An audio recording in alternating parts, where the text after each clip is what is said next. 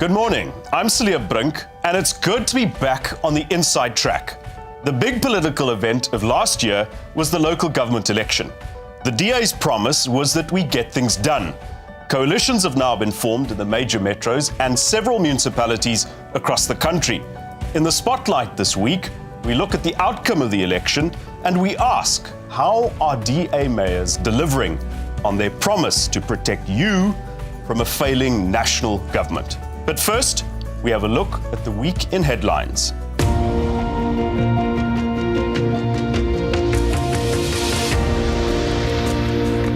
The Equality Assurer Umalusi has approved the 2021 final matric results. After a demanding academic year, thousands of matrics across the country are celebrating. The first state of disaster was implemented in March 2020 when South Africa was put under the harsh lockdown. Calls are continuing to mount for Cabinet to put an end to it. So what is the future of the national state of disaster? For our democratic health, our social health, but also for certainty in business and tourism and the education system, we need to end the state of disaster. The EFF yesterday visited businesses demanding to inspect staff complements to ensure South Africans are given preference. We have to address the issue of possible xenophobia. To what extent might this encourage that? Johannesburg Mayor Mpho Phalatse has laid criminal charges against several ANC and EFF councillors after a council meeting descended into chaos. The spat between President Cyril Ramaphosa and Tourism Minister Lindiwe Sisulu is intensifying. What do we make of this back and forth between the President and a standing member of Parliament? One has to wonder when it's ever going to end. This week in the headlines, the DA calls for an end to the national state of disaster, we unveil South Africa's real matric pass rate, and the ANC and EFF cause chaos in the Joburg City Council. But first, the economic flip-floppers conducted what can only be called workplace terrorism as they stormed into restaurants to check the ratio between foreign and local workers. You'll remember that in 2019, Julius Malema called for the country's borders to be abolished. Now he seems to be championing an entirely different cause. The more irrelevant the EFF becomes, the louder they seem to shout, and the more they try to turn people against each other. When it suits him, Julius Malema clearly has no problem stoking even xenophobia. But whatever the EFF's agenda might be, the rule of law must be maintained and businesses must be protected against trespassing and intimidation. South Africa has been governed under a national state of disaster for nearly 2 years. This allows government to exercise extra parliamentary powers without prior consultation or public notice. So even at adjusted level 1, whatever that means, the sword of lockdown hangs over the country, and it can come down at any time. If we don't end the national state of disaster as a matter of urgency, millions of South Africans will continue to be locked out of opportunities. So when last week the president finally said that his government will consider alternatives to a national state of disaster, the DA welcomed his remarks. But we also know to judge the president not by his words, but by his actions. At the moment, South Africa does have a national disaster, but it's not the Omicron variant. It is record levels of unemployment, especially among young people. This disaster has only been made worse by the government's handling of COVID-19. From the outset, the DA has fought against the government's abuse of its lockdown powers, including our case against Section 27 of the Disaster Management Act. That case is in the Constitutional Court. We congratulate all those matrics who passed their 2021 examinations under very difficult circumstances. But let's be honest, the real matric pass rate is far lower than the 76.4% announced by the Basic Education Minister. Surely, we must also count those learners who have dropped out before writing their matric exam if we want an accurate measure of the state of our education system. If we do count those learners who've dropped out between grade 10 and matric, then the real matric pass rate is only 51.4%, far lower than the rate announced by government. And here's the real horror story. In the last 10 years, over 5 million learners have dropped out of school between grade 10 and grade 12. 5 million. This week, the DA is going to court to end rotational schooling, the arrangement that keeps children out of class, ostensibly to protect them against COVID, but only leading to lost learning days. The ANC and the EFF, having failed to win an election or to form a coalition in Johannesburg, now seem intent on disrupting meetings of the Municipal Council. Not once, but twice in the span of a single week. This disruptive behavior impacts not only on service delivery to the residents of that city, but also on the council's constitutional duties. Joburg now has a DA mayor, Dr. Mpho Phalatse, and she's called on the national leadership of the ANC to get its house in order and to stop disrupting Joburg council meetings. The city's 5 million residents face further service delivery disruptions if these political games aren't stopped. And while this was all happening, the president and one of his senior cabinet ministers, Lindiwe Sisulu, were busy exchanging angry press statements. Imagine that. A cabinet minister publicly contradicting the very president who put her in that position. The minister, in turn, seems genuinely unapologetic about trash-talking the country's judges and the Constitution. It's all very amusing until you realize how much time and energy is being wasted at the very top of government on internal ANC divisions. Once again, it's party before country. Moving on to the Spotlight feature this week, we discuss the outcomes of last year's local government election and how DA mayors will be protecting you from the failures of national government. Let's take a look at the story in the Spotlight.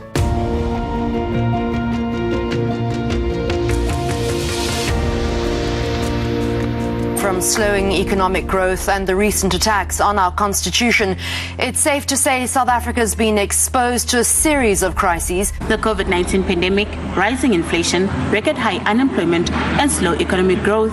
Those are just some of the challenges affecting South African households daily. Shrinking budgets due to economic stagnation and national debt is resulting in fewer police on our streets. Now, the police ministry has denied it is prioritizing the safety of politicians over that of the general public. But a closer look at the numbers paints a rather different picture. PRASA is facing challenges including non-functioning train stations, irregular and wasteful expenditure. Eskom is seeking an average tariff hike of 20.5% for the next financial year. People won't be able to afford electricity with the ever-increasing hikes. Consumers can just no longer afford to pay for the current prices of electricity that they do. DA mayors across the major metros of Cape Town, Johannesburg and Geordin have promised to get things done. The party, which claimed some of the key metros following the 1st of November elections, has spelled out its own plans. In fact, these mayors set out the governance plans with a focus on service delivery.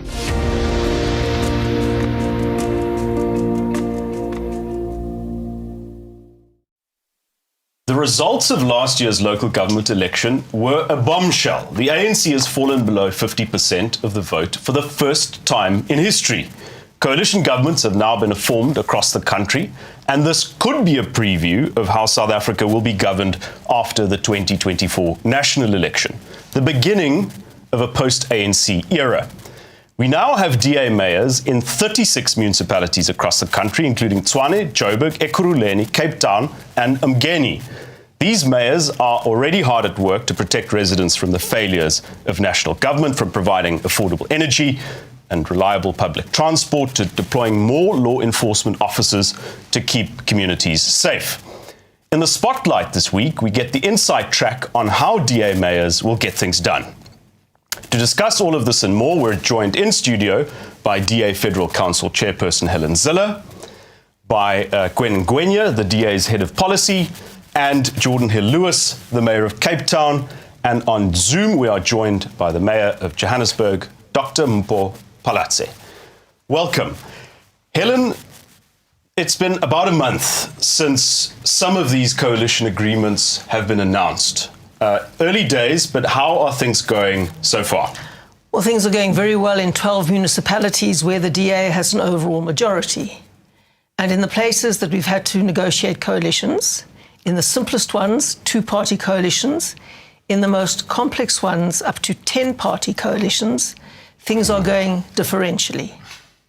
And I think it is safe to say that I hope this round of negotiations and the consequences will give voters a much deeper insight into what they're voting for.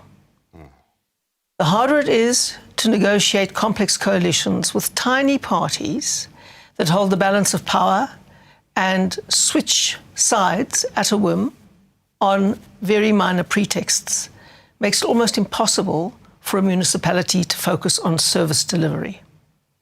So much time and energy is spent on holding the coalition together that service delivery has to take a back seat, because obviously you can't do any service delivery at all if you're not in power, and if you let the ANC EFF back to loot the coffers.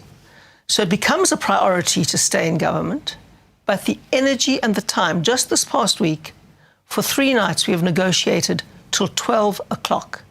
And of course, we had those days in December where we were negotiating 18 hours a day and doing the horse trading.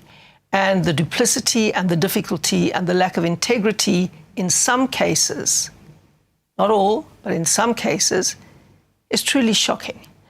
And one day I'll have to write a book about this so that people can really understand what goes on behind the scenes and know what the consequences of their voter choice is.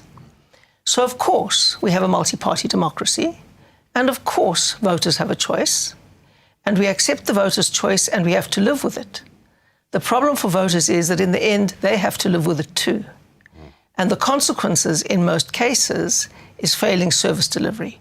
We are doing our utmost with some very reliable coalition partners and some very unreliable coalition partners to hold these things together and to usher in the post-ANC era in South Africa.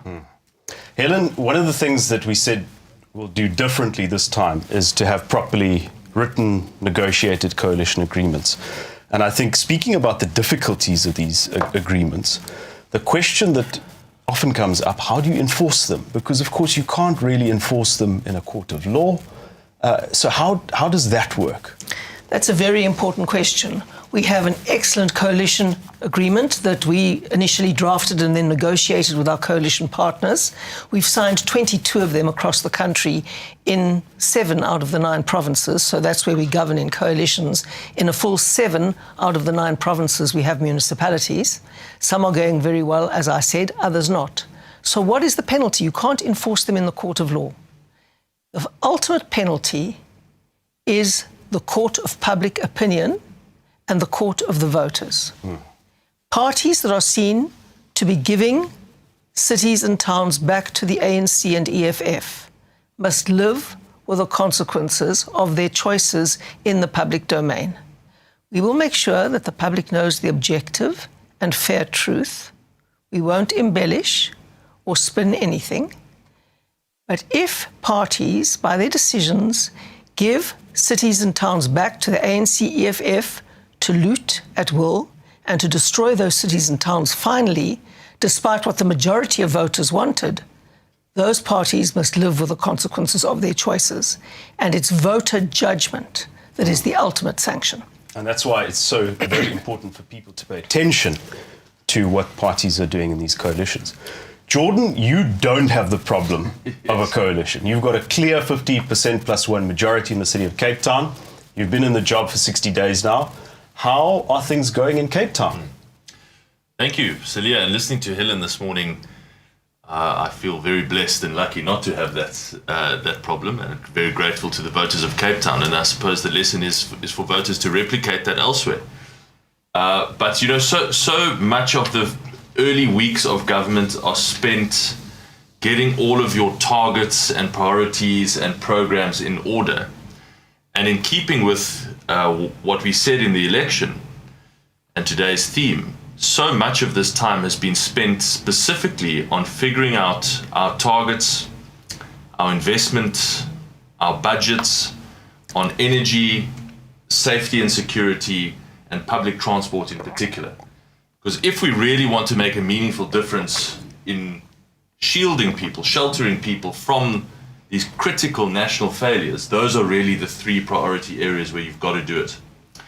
So I've tried to divide my time roughly equally between improving the basic service delivery that is the primary responsibility of local government and making sure that we are getting our infrastructure investment right and tightening up those budgets, and spending the other half of my time focusing on really those things that I think local government is increasingly going to have to do over the coming decade, and particularly DA local governments, if we are serious about growing our economies and giving people better life chances. We're going to have to take more space in safety, in public transport, and in energy. So that's roughly how I've split my time. And there's been pleasing progress on those fronts. We said in the election that it was a priority for us to get what we call the N2 Expressway up and running. It's basically a city bus service right to Mitchell's Plain in Khayelitsha. That's now been secured. 2 days ago, we got that signed finally, and next week we should have the buses up and running. Great. In the next couple of weeks, we should be going to market with our first big renewable energy purchase. So there's some really exciting things happening on all three of those fronts. And amidst all of this stuff, you've also gotten time to be on the ground and attend to issues and speak to voters, which is admirable. Yeah. Mpho, you do not have the advantage that Geordin has of a clear majority government, and we've seen the attempts by ANC and EFF councillors to disrupt your council meetings in Joburg, which are very important, especially at the start of a term. How are you coping with the disruptions and the challenges of the new job?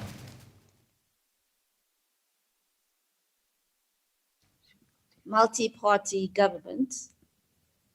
Oh, there we have you. We can hear you now. Yes. Great, Mpho. Yes, Joburg has a multi-party government. Currently, we're sitting on 9 political parties in Johannesburg. So That's we tough. all envy Geordin. We envy Peter Texera in Midvaal. They've got such stability and they can focus on giving services to residents. But we believe that we will settle, and we believe that we'll be able to do that. But in the meantime, we really started getting to work immediately. We've tabled what we term our golden start to set our City of Gold off on a brand new trajectory. We started with 4 days induction with the MMCs, where they interrogated the true state of the city of Johannesburg with officials. And then they came back with a 3-day strategic planning session where they came up with turnaround strategies across all functional areas. But you need the right governance framework in order to deliver services to residents. So we've started working on that by professionalizing the city through various interventions, including filling critical vacancies. You'll know that we haven't had a city manager for almost a year now. Various other Section 56 positions have also been vacant. We've started the process of filling those vacancies. We are now getting our adjustment budget drawn up, and we're hoping to have it passed in the next few weeks. And this budget will be 100% in service to our residents. We'll also be restoring service with pride in all our various functional areas. We're working hard to fix the billing issue. You know that Joburg has always had this billing crisis for many years. We'll sure that our residents can trust the bills that they receive so they can pay their bills and we can collect the revenue that we need to render services. We also make sure that it's easy for residents to communicate with the city. So we're working on our internal systems and processes. We're already rooting out corruption. We've already suspended a senior official on allegations of corruption, and we'll be continuing to respond harshly to all such cases. So we've been really working on making sure that the institution is fit for purpose so that it can carry our mandate and our strategies forward as we turn our city around. Great. Gwen, you're the DA's head of policy. You've listened to Geordin and to Mpho. What are your thoughts about the policy priorities of these cities, but also other local authorities after this election? I mean, I think they're mirrored in what Geordin and Poole have been discussing. I mean, on getting the basics right, which, by the way, are not so basic in South Africa when you think about it. So most importantly, I would say out of those is water and electricity. The reason I say water is not so basic is that South Africa is a water-scarce country, and many areas outside of Cape Town, which we obviously saw in recent history, will be experiencing and are experiencing droughts and water shortages, and that is then compounded by infrastructure backlogs, etc. So that's what many governments are, that especially newly formed governments are walking into, and what they'll need to resolve. And then on the electricity front as well, of course we need to focus on procuring electricity from independent power producers, but it has also been a commitment of the party to really encourage self-generation from households, from businesses. And I think the risk that it's a risk and an opportunity, though, that governments will have to confront, is that does affect government revenue that is so tied towards electricity provision. And I think it will be so important for DA governments to look ahead in a future where many households and businesses do generate electricity and how that will affect city budgets. So I think building in resilience and future-proofing our local government should also be a really key focus for DA governments, to not just focus on the now, but really what's coming ahead. Stay ahead of the curve. Can I just add to that? Sure. I think Gwen makes such a brilliant point. So much of local government is spent in the present tense. It's dealing with exactly what's happening right now. And even as the game is changing. Yeah, exactly. And so one of the things that we've done, as you said, in the first 60 days is set up a dedicated future thinking and resilience team in Cape Town to do some of that focused thinking about what the city energy utility of 30 years' time looks like. What does the demographic trends and urbanization trends in South Africa mean for a city of 10 million people in 25 years' time? And so I'm also very excited about that kind of future thinking and what that means for our policy setting and budgeting now. Absolutely. Now, Gwen, you mentioned water. And the interesting thing about water is, if you want to see how well a municipality is doing on water, is to check how much it loses, how much water it loses in distributing that to consumers. And I think one key success of Cape Town, achieved obviously over many years, is that compared to the situation that Mpho is inheriting, your water losses are substantially lower. And that points to the importance of maintaining infrastructure and so on. But those innovative solutions are going to be important. And if I can just also add, one thing that I think is really important is, and it may sound a bit technical and boring, but is the importance of actually data collection. And, working and trying to develop policies in South Africa is very difficult, because most of the time you don't even know enough to formulate a policy around. And I wonder how many governments in South Africa, if you went to them and said, on a ward-by-ward level, how many residents live here? What is the demographic breakdown of each ward? What is the age profile? What is the socioeconomic status of your ward? How often is there refuse collection in this ward? Just basic questions on each ward, that if we understood who the residents we're serving are and what their circumstances are like, would be much more effective at designing policy. But that kind of data either does not exist, we simply just don't collect it, or if it does, it's not easily accessible. And the problem with not having data be transparent is then, of course, if government doesn't even understand, you can be really sure that other policymakers and external parties also don't know what's going on. And how do you hold them to account in the absence of clear data? Yes, but not just for, of course it's always great to have data public so that we can hold public institutions to account, but elsewhere in the world, the global developments are that actually the private sector, organizations, etc., can also weigh in and assist. So it's not only about being able to hold governments account, but for example, if you have a dashboard where anyone can log in and see every pothole currently in your city, then anyone can, if you think of each pothole as like a ticket, anyone can grab that pothole and decide to fix it, and they get reimbursed by government. But nobody knows at each point in time where every pothole is located, or that's just a minor example, but these are technologies that are being explored globally. But if you aren't wielding data in that way, then you actually render not only government ineffective, but any other potential public partners in addressing challenges that you may otherwise have. That is such an important point, if I can just come in there. Yes, sure. Having been in government, both in Cape Town and in the Western Cape, you set yourself priorities, but you have to be able to get the data to measure where you start from, where you're going, and where you end in a fixed time scale. And you have to have early indicators of whether you're moving in the right direction.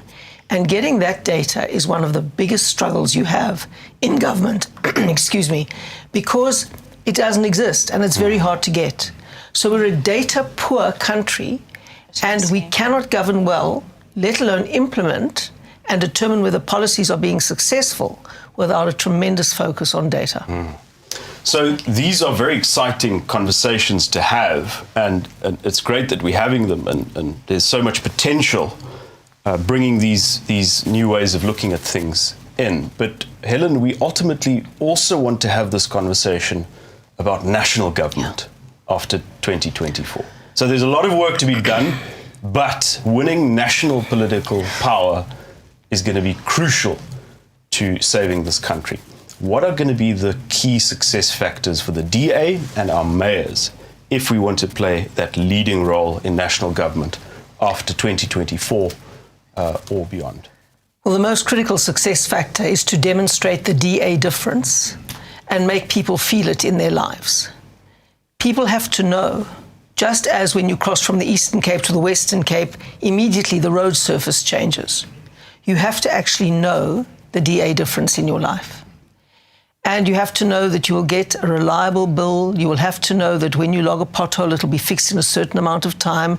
You will have to know that when you turn on your tap, fresh, clean drinking water will come out, that your government is doing whatever it can to shield you from load shedding, that there is at least a plan and progress on the plan to deliver reliable public transport. All of these issues make up the DA difference. And you only really see it over, let's say, 15, 20 years, as you're now seeing it in Cape Town. This is 15 years of DA government, a good base.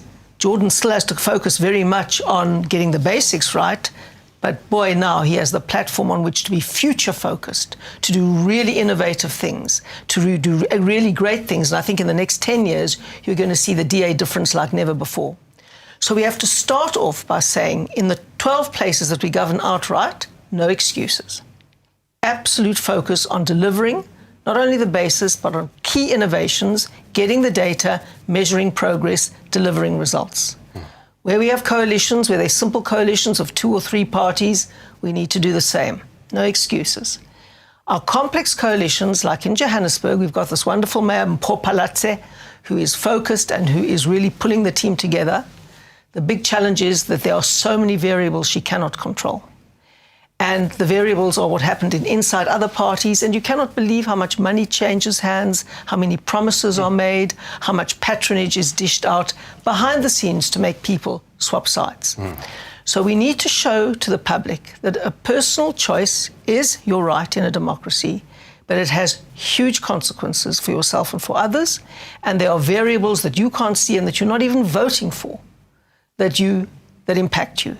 So obviously, in 2024, we're hoping to bring the ANC below 50% and to be the core of a new coalition at national level. And we certainly hope that it is a stable, focused coalition that agrees on some core aspects: the primacy of the Constitution and the rule of law, non-racialism, a market-based economy with social safety nets, and complete, accountable, transparent, service-delivering government. That is what we're looking at, and that is what we're aiming to achieve. And just as we have step-by-step saved towns and cities in South Africa, not enough, but we're making good progress, so we can save provinces and the country. Gwen, keeping with 2024, the next national election, as Helen has repeatedly said, it's one thing to bring the ANC below 50% to win an election. It's another thing entirely to govern well. And so what do you think, from the DA's perspective, should be the national policy priorities looking at 2024 and beyond? And what can we expect from the DA in the run-up to then? Well, I think in the road to 2024, we'll obviously have to realise that in realigning the South African political landscape, we do have to forge an agenda that is going to enjoy sort of not just bipartisan, I suppose multi-partisan support. And I think that agenda really happens on 2 fronts. And I think for me, the policy priorities lie in 2 areas. The first is obviously the priority of any government will be to dramatically improve the quality of life of every South African. Currently, how that has been mostly measured is we'd like to talk about access. So we talk about people with access to water or access to electricity. I think that has to change, because actually what South Africa has done since 1994 is dramatically increase access. But a lot of those people can't afford access. So we have an unsustainable situation which the government's burden is rising whilst the taxpayer base is shrinking. And that's obviously an unsustainable position. So it'll be no use if what the new government does is simply increase access, if that access is off the back of a shrinking taxpayer base. We have to increase the number of people who have access to water, have access to electricity, but most importantly are paying for it for themselves. That is the measure, and we don't look at that enough.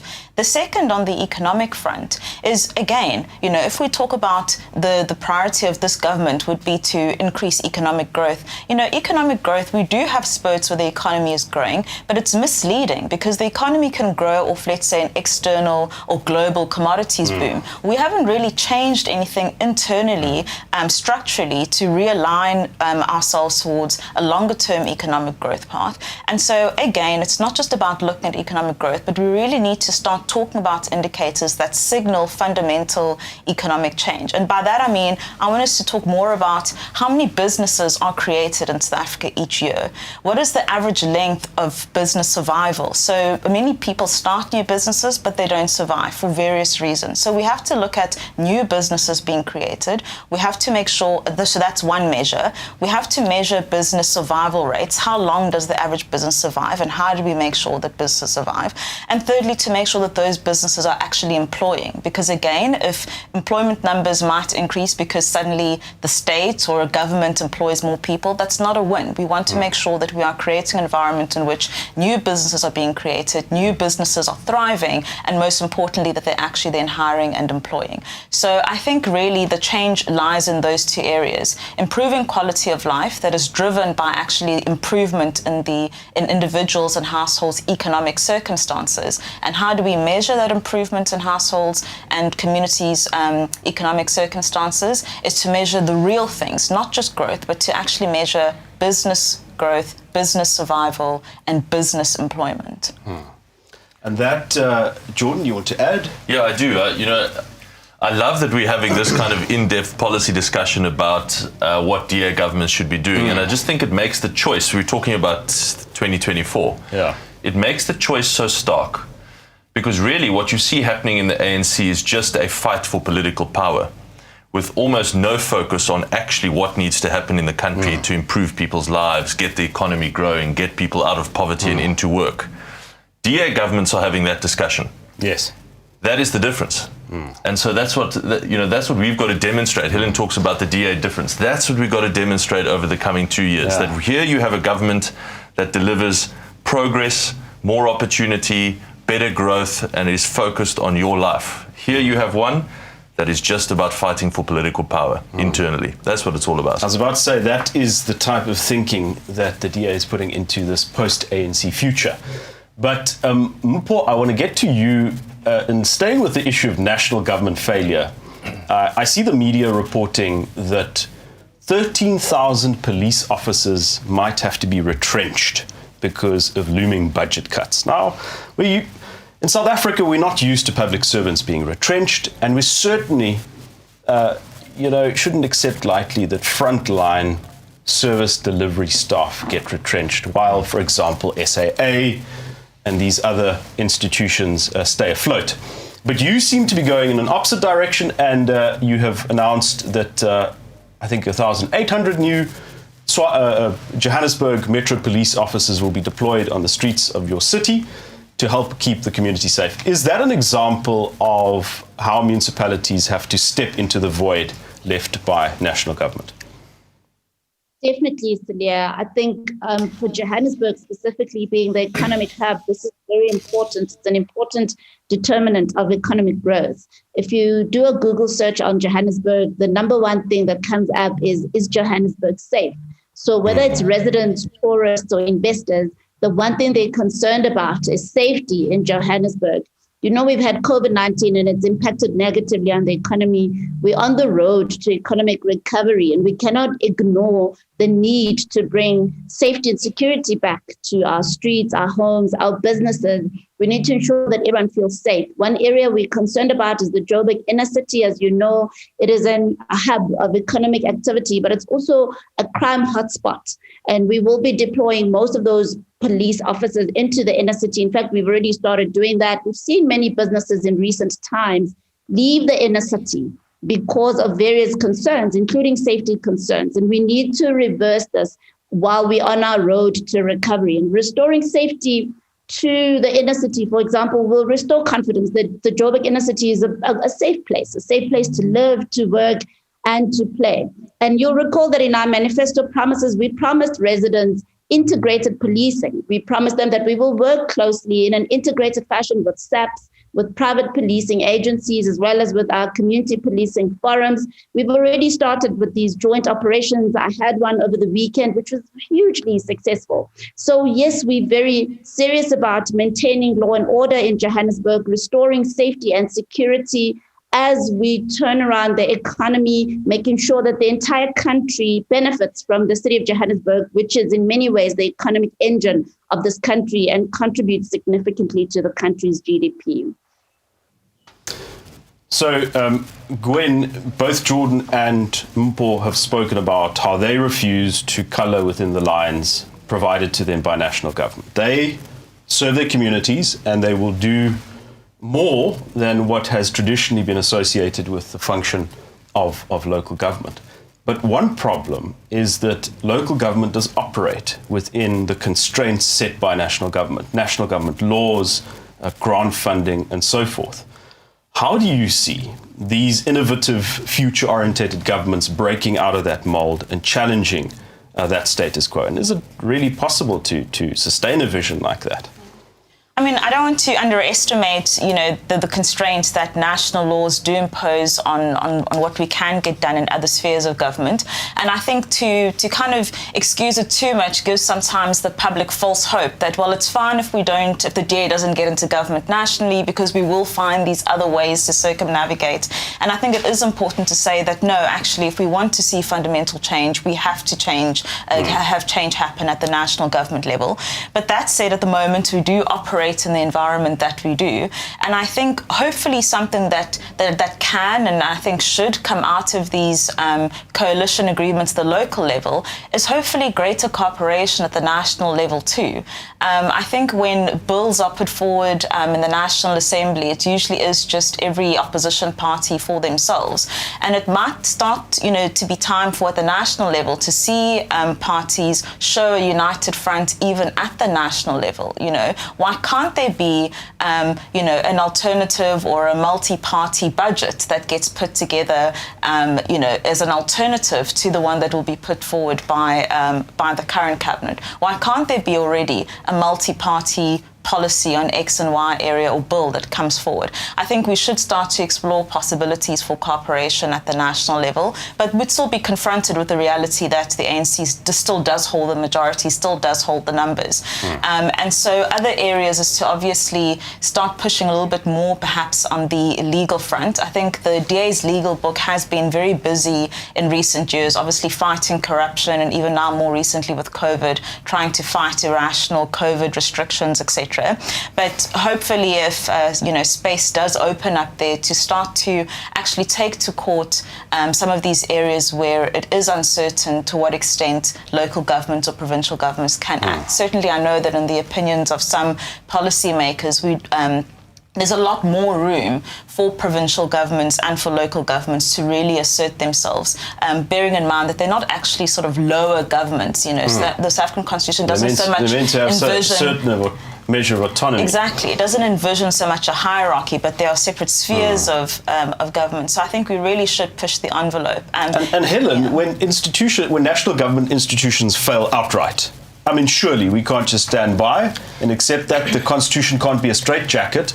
And of course, the Constitution, the interpretation of the Constitution develops over time, even if the text of it stays the same. It must adapt to the realities. There are very few areas of service delivery in South Africa where local, provincial and national government don't have to play some role.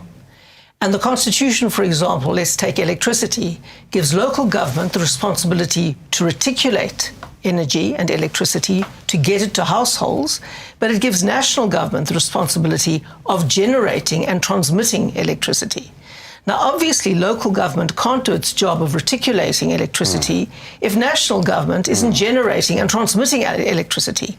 And there's no reason why Geordin here should sit and say to his residents, I'm sorry, we are very ready to transmit electricity, to reticulate it to you all, but it's just the problem is the national government isn't generating it. If he wants to do his job, he has to step into the breach and generate it as well. not personally, but the private sector has a massive capacity for generation. It's this monopoly of Eskom that is preventing it. He has to do his job under the Constitution, so he has to get the electricity from somewhere else. And his big defence in the Constitutional Court, if the national government were to challenge him, was to say, you're not doing your job. I have to do mine. And that is how it has to work. Exactly the same with water. When we were in crisis in day zero here, the national government's job is bulk water supply. The local government's job is to clean that water and to get it to households. If the national government is failing with bulk water, be it desalination, be it dams, be it underground aquifers, whatever, you can't just sit there and say to your residents, I'm terribly sorry, we would love to supply you with clean water, but we haven't got any. You've got to step in. We had to fix all the channels from the major dams that had been totally broken under the national government. We had to do a lot of desalination and other projects that we had to get into to make sure that we could deliver that water. So when the failing national government happens, which has happened everywhere, I mean, look at train stations. None of them function. Public transport is a complete train wreck, if I may use that term. Now, Geordin can't say our job is municipal public transport. I'm very sorry we can't do it because the national government isn't fulfilling their job. So more and more you have to say we have to move into that space. We haven't got the money to, but there's the private sector. They are dying to make the Southern Suburbs Railway line an absolute money spinner, which it could be all the way to Simonstown. And then you use that to cross-subsidise your Khayelitsha line. Now we have the buses going on the road to Khayelitsha and Mitchell's Plain again. Hallelujah. But more and more as national government fails, we have to turn to public-private partnerships between local and provincial government and the private sector who's dying to come in and say, let's do this. So, Geordin, I think an important part of the national policy reform that we might need to look at is how do you make these private partnerships easier, cheaper, less regulated, but also, provide for the risks that might arise? I think because of all of the national failures that you and Helen have referred to, this is going to happen by default over the next few years, and we must just make sure that we're at the leading curve, the leading edge of the curve. Because, if I look at what Cape Town is actually already doing in power generation, and what we're about to do in going much, much further, really reaching utility scale, public-private partnership, power generation for Cape Town to reduce our reliance on Eskom and over time end load shedding in Cape Town. We're just going to go ahead and blaze that trail. There might be a whole lot of concerns and objections from various national interests, but actually, as Helen says, we have a basic responsibility. We've just got to press ahead and set the precedent. And there'll be opportunities to get legal clarity through the courts in one or two of these big matters. But we actually can't wait for that clarity because the service is collapsing now or is already collapsed in the case of rail. We've just got to move ahead. Yeah. Mpho, because Geordin is staying with me for the next discussion, I would like to give you the last word and to tell us what the residents of Johannesburg, despite these political challenges that the coalition government faces, what could they expect from your administration in the next few months? Well, staying with the theme of national government failures, that Joburg has a huge energy crisis, and it's quite a complex crisis in Johannesburg. We have inadequate capacity, and it's as a result of various factors. We've got poor infrastructure maintenance that's happened over the last 28 years. We've got backyard dwellings in areas like Soweto. We've got informal settlements, over 200 at the moment, I believe. And they're all increasing our demand for electricity against a limited supply. We also have illegal connections, mainly because of these informal settlements. We've got cable theft, vandalism of infrastructure, and Eskom has really failed us as a city. The city is planning to host an energy indaba in March, where we will invite various players in the energy space. These are innovators, academics, entrepreneurs, law enforcement, to really look closely at Joburg's energy crisis and come up with solutions to turn it around in the quickest possible time. We've started declaring war on cable theft. We're working with communities to identify culprits and make sure that our bylaws are enforced. We'll also be establishing a specialized unit to deal with illegal connections and make sure that we reduce unnecessary power outages. But there's many other things we're working on. We'll be working on in the short term, starting an institutional review to make sure that the institution can support our turnaround strategy. We'll be reviewing critical policies and processes, including getting the city back to work at 100% within February, March 2022. A lot of people have been on holiday with COVID, working from home without any proper performance management system in place. We'll be launching a centralized management platform where we'll have a one-stop shop where you can access your account, report potholes or malfunctioning traffic lights, can apply for your license disc renewal, and you can even pay your traffic fines. So this is something which will be our gift to our residents to make it easy to interface with the city. And we'll continue the implementation of our web-based construction permit management system, which will reduce turnaround times for building plans. The approvals now can take anything up to 30 days. We'll reduce them to 10 days for now, in line with our ease of doing business promise to our residents. And these are just a few of the things that we're cooking up for our residents. Very exciting developments. The most important thing is to keep the coalition together and make sure that we stay true to our promise. And that's what we call getting the basics right. We'll be back straight after this.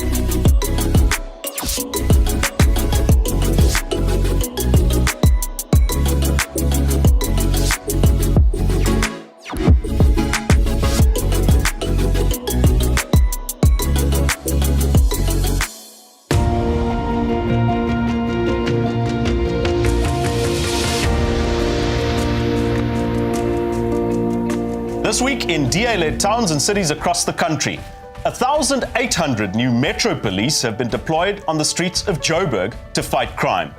George Municipality has appointed new firefighters, and Cape Town's fire safety education campaign has reached 15,000 households. Where we govern, the DA gets things done. On to this week's DA at Work feature, we speak to the Mayor of Drakenstein Municipality, Conrad Poole, on how they are protecting their residents from national government failures.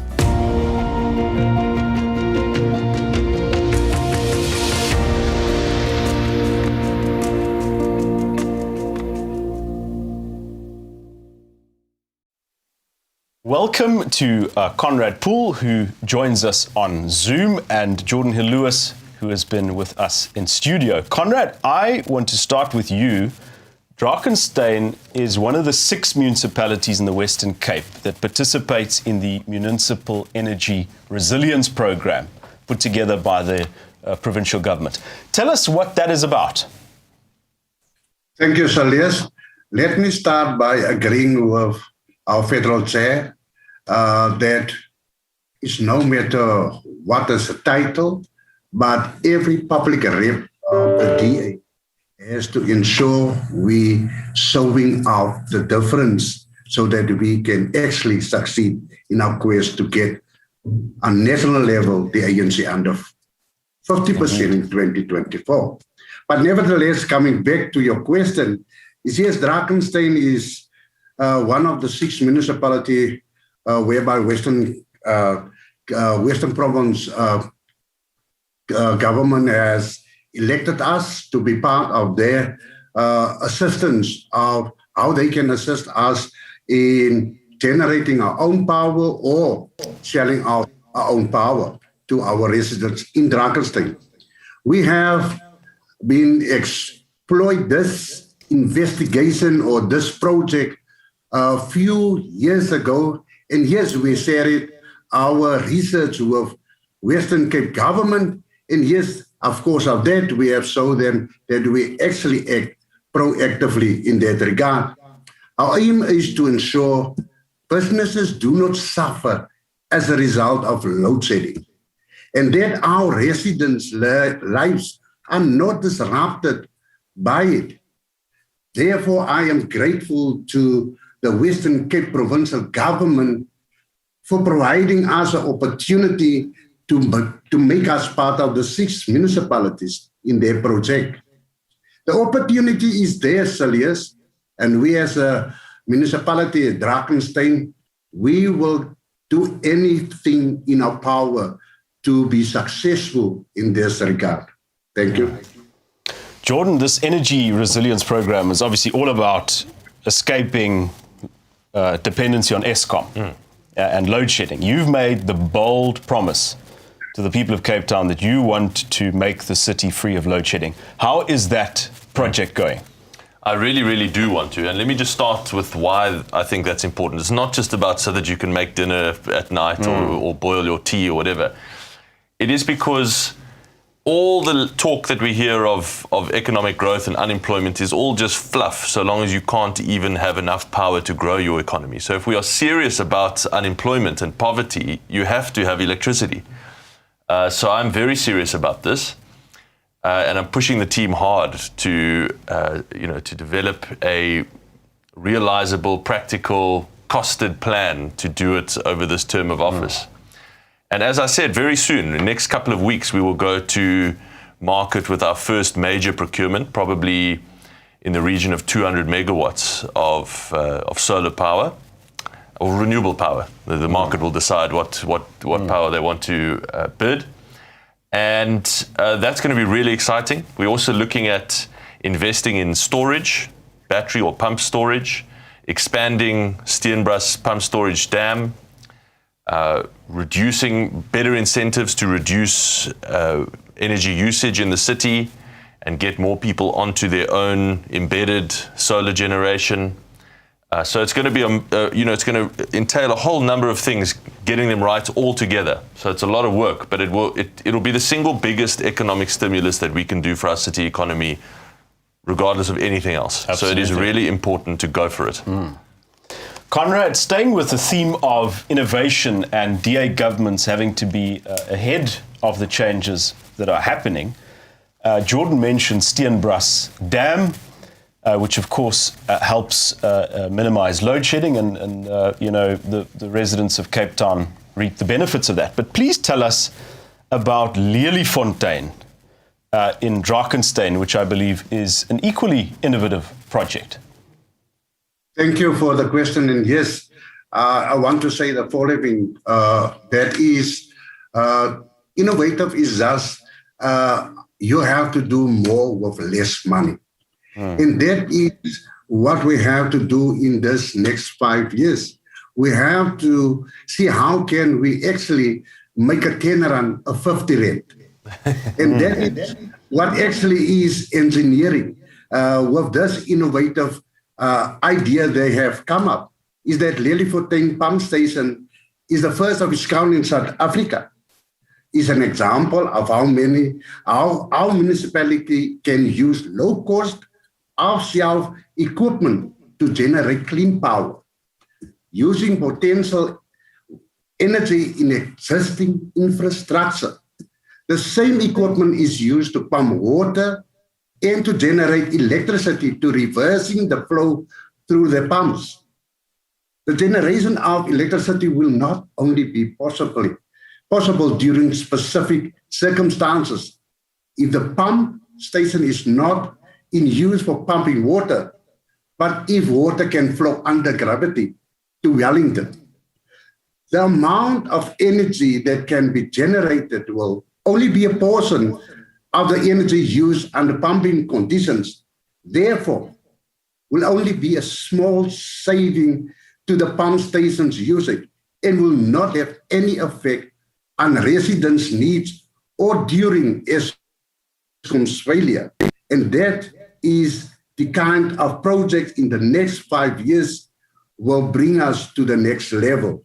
But it's up to you as an administration how you keep your finger on the pulse when it comes to your administration. Thank you.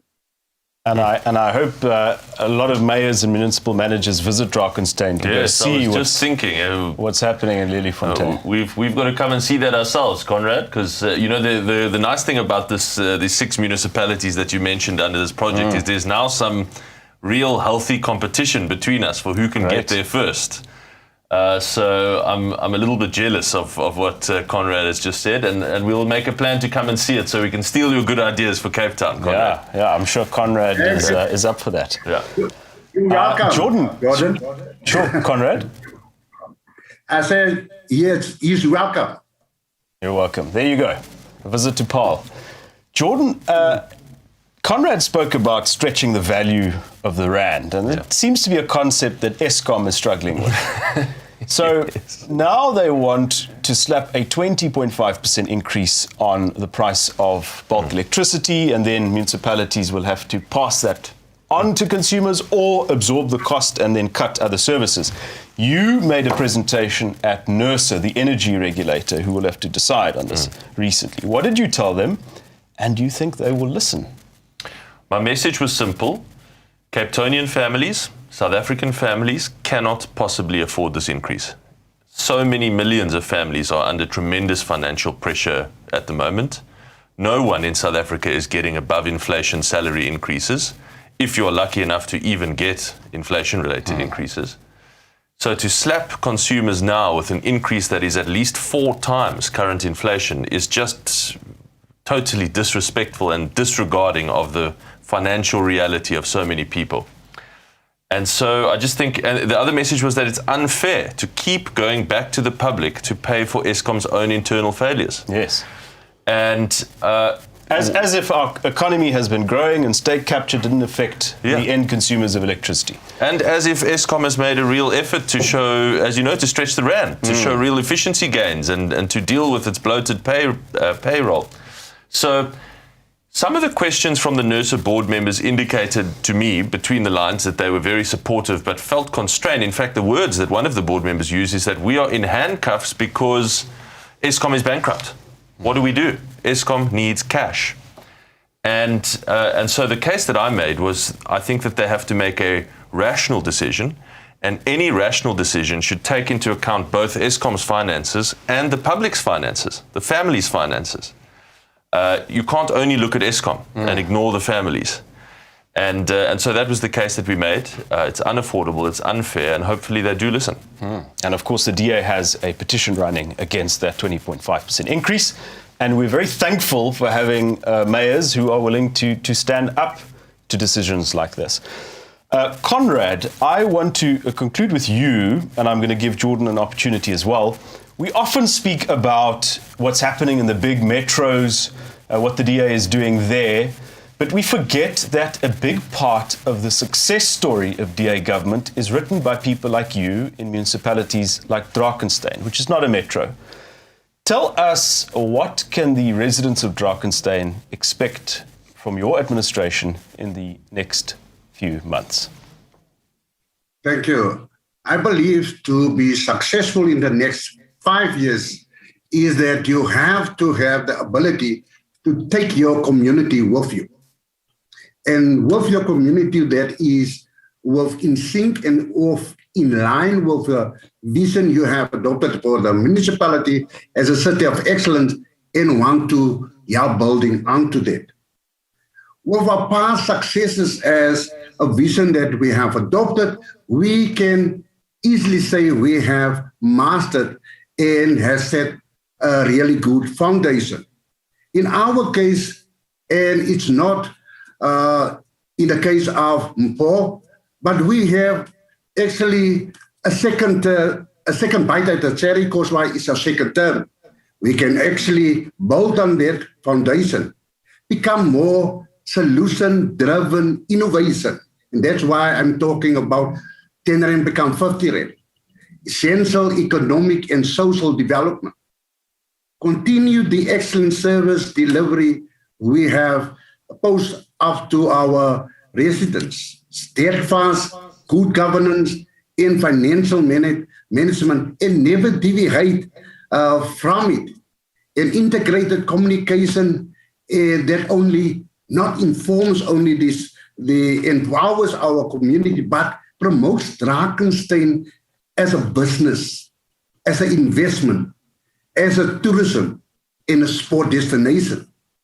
We desperately need to get economy back on track to support a growing number of disadvantaged residents left destitute by the epidemic. And yes, to create more jobs in order for them to get a job and to provide for their families, but also to restore their dignity in life. But then lastly, also, and Mpho has alluded to that, is to promote a safe municipality and become more focused to that and budget for that. And that will actually attract more investors, more people want to live in your area. And that is also how you can generate extra revenue for your municipal fiscus. Thank you. Baie dankie Conrad en dankie vir die werk wat jy doen vir die mense van Drakenstein. Geordin, last word to you. Although you have announced many things that are coming in Cape Town, I do want to put the same question to you as I did to Conrad and Mpho. What can we expect from Geordin Hill-Lewis's administration in the next few months? You can expect significant announcements on reducing our reliance on Eskom, energy announcements, significant additional budget allocation to safety, law enforcement and metro police officers, and importantly, crime-fighting technology, which I think is really exciting. You can expect some big announcements on infrastructure to get basic services right and really crank up our infrastructure investment, which underpins so much of what we have to do in growing the economy. And I hope that with some of the intervention plans that I've tried to put in place, residents will see meaningful improvement in some of those basic delivery pressure points, particularly in poorer communities across the city, in sewage infrastructure, in water infrastructure, and so on. So they'll see those improvements as well. So improvements in safety, improvements in energy, improvements in dignity for people, and getting our city on a growth trajectory that, as Conrad says, that can provide more resources over time and get people out of poverty. That's good for Cape Town, but that also gives us a glimpse of a possible future for South Africa. We'll be back right after this.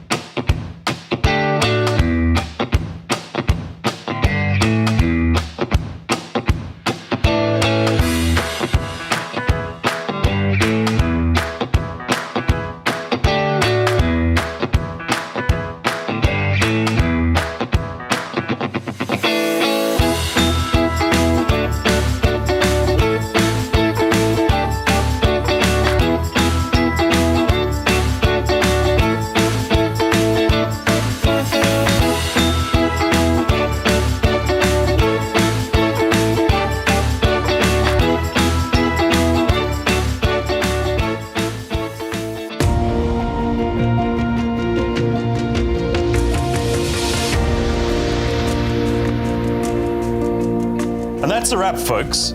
Whatever is wrong with South Africa, the broken institutions, the power cuts, the dysfunctional water and sewage systems, our democracy is finally starting to work. South Africa's dominant party for the past 2 decades is finally losing its dominance, and an alternative future beckons for our beloved country. If you want more of the inside track on South African politics, follow the DA's social media pages and share our content. Please also support the DA's campaign against the 20.5% increase that Eskom wants to charge on the price of electricity. Visit no-to-increases.co.za and sign our petition now. Until next time, stay strong, South Africa.